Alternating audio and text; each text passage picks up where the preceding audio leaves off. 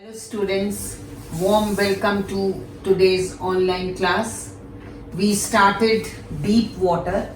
Today I am going to do part 3, that is the questions and answers of this chapter. You have done the gist of the story, the difficult words, the introduction. Now we are coming to the questions.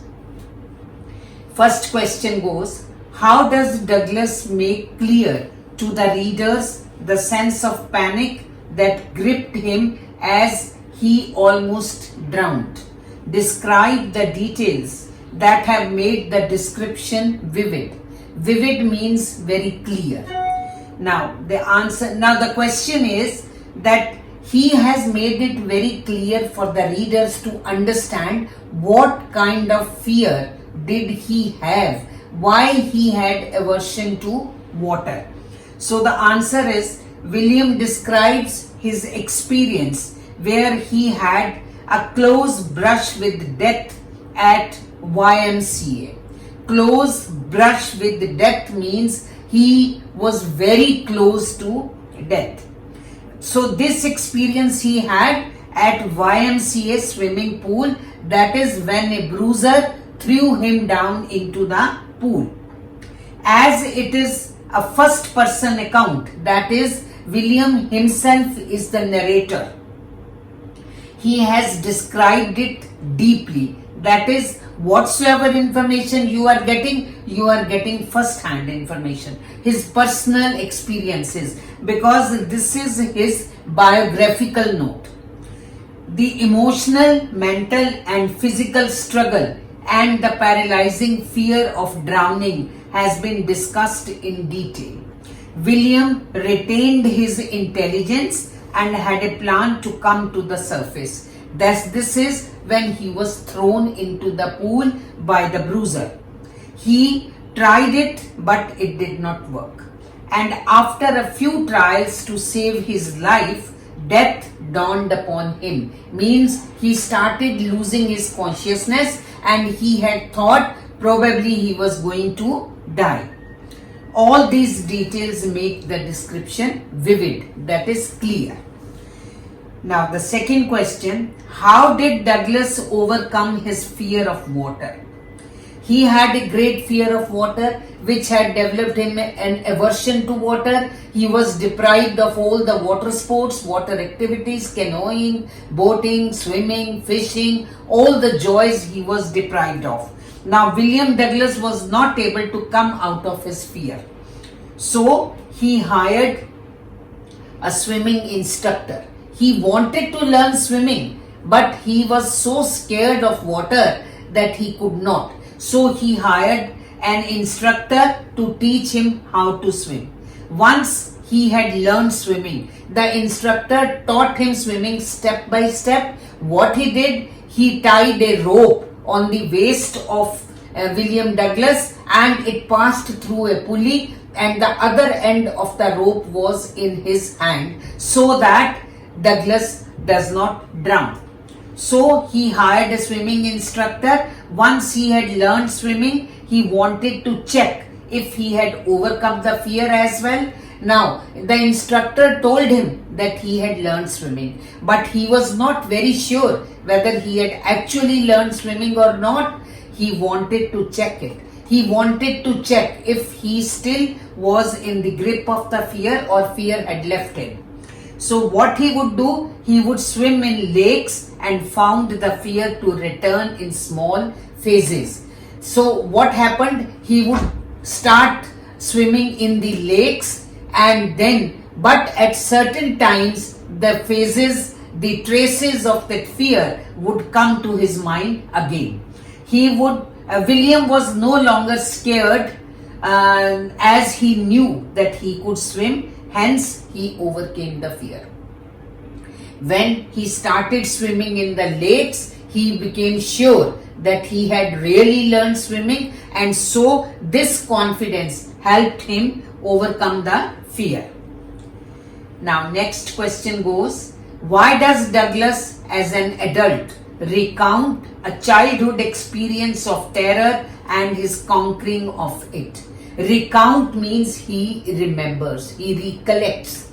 See, Douglas, when he became an adult, and he still remembered the incident. That is, what incident? When he was 3 or 4 years old, he went to California beach with his father, and a wave had washed him away, and so since then he had developed the panic of fear or the phobia of fear. But slowly and slowly he conquered it. What larger meaning does he draw from this experience? Now, William Douglas gives a detailed description of his childhood experience so that the reader gets familiar with the kind of the fear that he had as a child. And he quotes Roosevelt, "All we have to fear is fear itself." This saying has been said by Roosevelt, and this is a very important line. There is a long answer question based on this statement. He tries to draw a larger meaning from this experience. He wants to highlight the fact that life became meaningful and the desire to live grew intense once he had conquered his fear. Once he had learned his swimming, he had tried his skill, and he became confident that now he was perfect in swimming, so his fear left him. He was now free from that phobia, and then when he felt that he had shed off the fear of water, the desire to live became stronger and stronger because he had conquered his fear. Now, these were the short answer questions. Now I am coming to a long answer question, and if you do this question well, probably it covers the whole story. Describe the efforts made by Douglas to overcome his fear. Douglas was in the tight grip of the fear of swimming in water bodies and finally decided to get rid of it. How he would get rid of it? He wanted to learn swimming, but he could not. So he hired an instructor who taught him swimming piece by piece. Piece by piece means step by step. And when he had learnt it all, he combined all the pieces together and made Douglas a swimmer. Means when he had taught all the steps to Douglas, he told him that he had become a swimmer. Still, he was not confident. But Douglas was not confident that he had really learned swimming. And the terror would seize him time and again. Means frequently, repeatedly, the fear, the terror would capture him. Seize means to capture or to catch hold of him, and he would get the traces of his old fear. Douglas wanted to get rid of all the fear, and he wanted to conquer it. So he went to various lakes. He tried individually, alone in the lakes, dived means went down into the water, and swam across them from one end of the lake to the other end. He reverted sarcastically to the tiny vestiges of fear that would grip him time and again until all of it vanished away. Vestiges means traces, the signs, the imprints. Now he reverted sarcastically. He said to himself sarcastically, the tiny vestiges of fear, and because the fear still gripped him, the traces of fear were still gripped him, and till he could conquer it, he kept on telling him, feeling that he was still had the traces of fear. Douglas realized that fear was merely a crop of mind, and once he had conquered it, he felt released, free to walk, order terrains, climb peaks, and brush aside fear. Now when he could overcome his fear, he realized that fear was nothing. Fear could cause the dangers when danger were not there.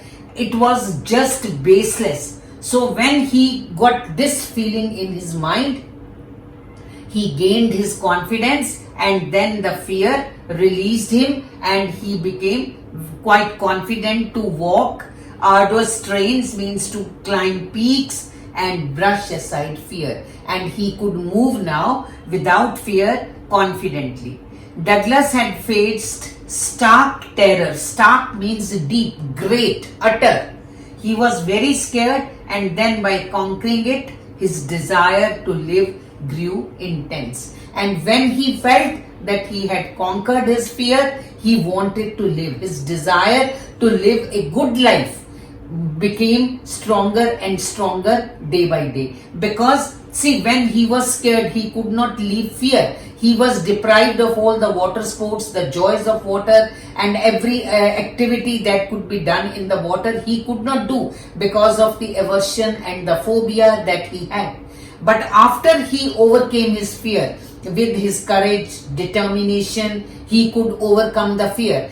When he overcame the fear, the desire to enjoy life, to live life purposefully in him grew stronger and stronger, and he really wanted to enjoy what he had been deprived of since his childhood.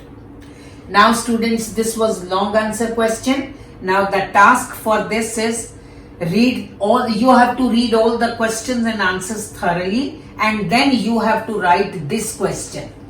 What efforts did Douglas make to overcome his fear of water?